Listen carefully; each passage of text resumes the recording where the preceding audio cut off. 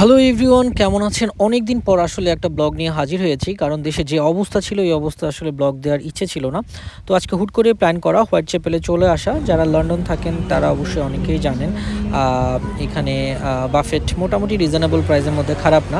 তো আমরা feast and মিস্টে চলে এসেছি বাফেট খেতে। আর এখানে হচ্ছে 12 পাউন্ডের মধ্যে আপনি মেবি 60 আইটেমের বাফেট আছে এখানে পাবেন।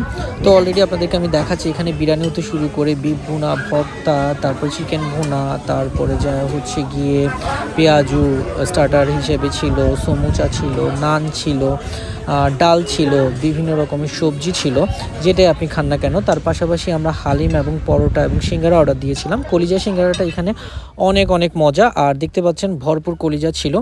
আর কি বলবো, তো নানের সাথে প্রথমে আসলে চিকেন কারিটা নিয়েছিলাম আর নাগেটস নিয়েছিলাম খাওয়ার জন্য। দেন দেখতে পাচ্তেছেন এখানে আমার বন্ধুলা ভাই কী হারে খাচ্ছে ওরা।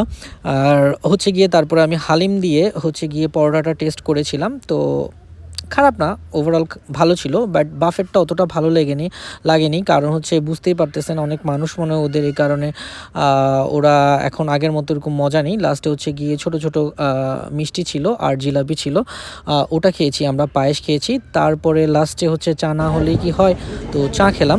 হোপস এই ছোটো ব্লগটা আপনাদের ভালো লেগেছে। সবাই ভালো থাকবেন, আল্লাহ হাফেজ।